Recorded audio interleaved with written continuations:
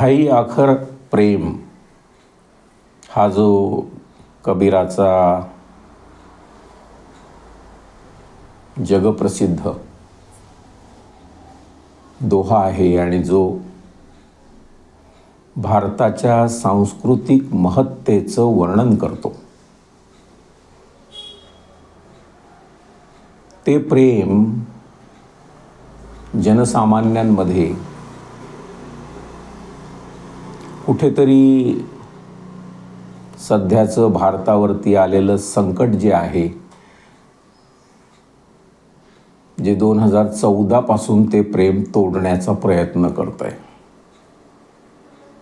अशा काळामध्ये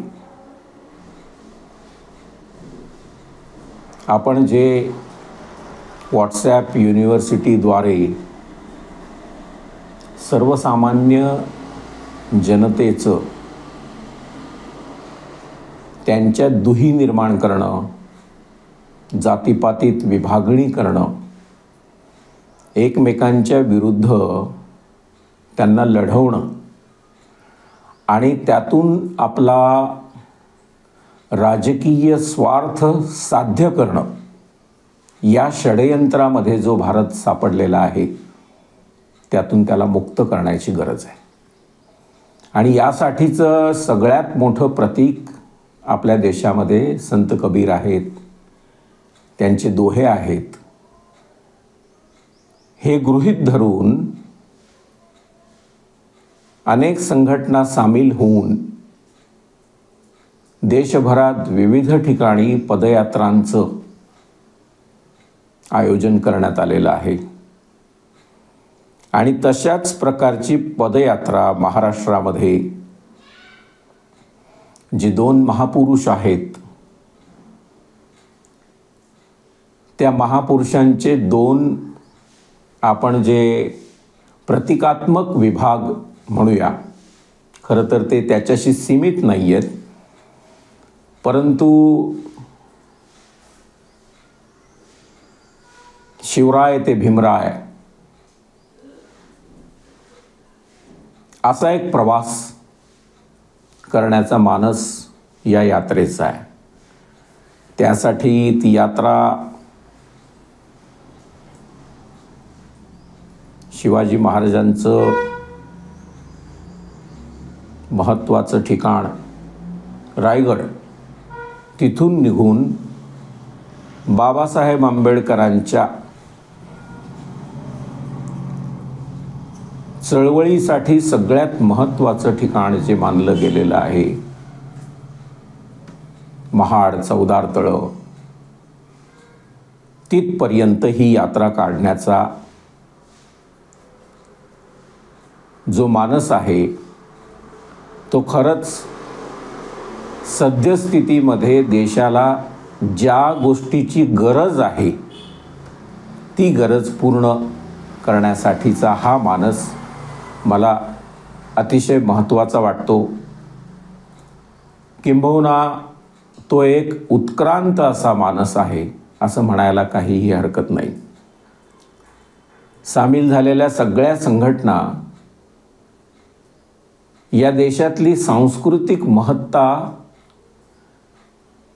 जी काही कारणास्तव त्यावरती मळब आलेला आहे, ते मळब दूर करून, ढगाळ वातावरण दूर करून, लोकांपर्यंत संदेश पोचवून या कामाची व्याप्ती वाढवण्यासाठी यात्रेमध्ये रस्त्यावरच्या सगळ्या गावांमध्ये मुक्काम करत करत 6 दिवस ही यात्रा जी चौदार तळ्यापर्यंत येणार आहे.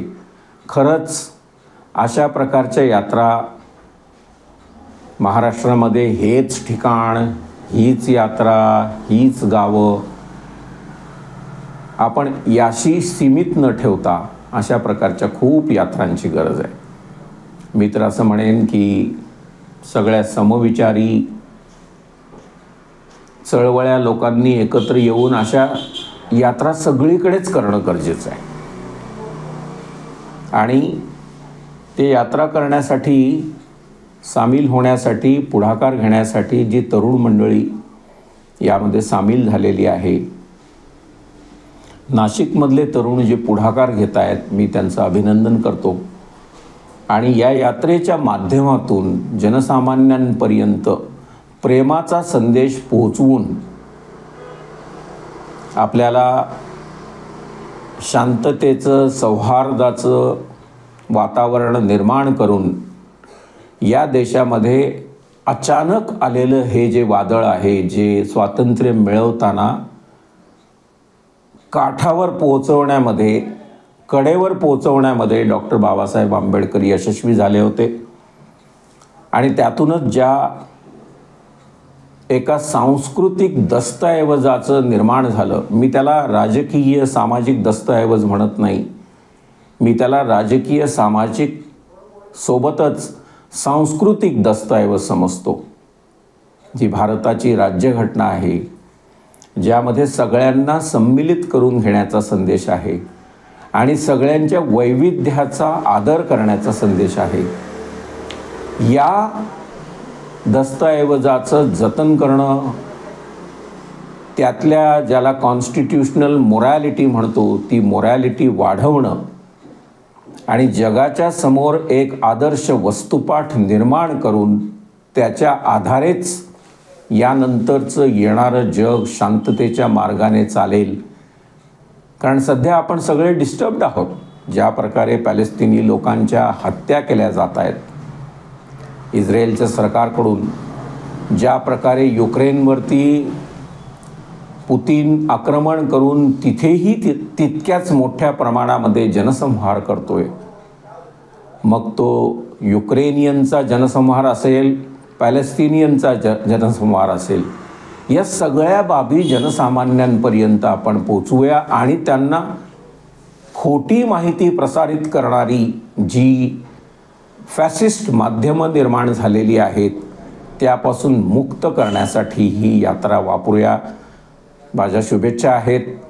आणि त्याहूनही महत्त्वाचं, या यात्रेसाठी काहीही अडचणी आल्या तर मी तुमच्यासोबत समर्थपणे उभा राहीन, ही मी ग्वाही देतो. धन्यवाद. जय भीम, जय भारत, जय संविधान.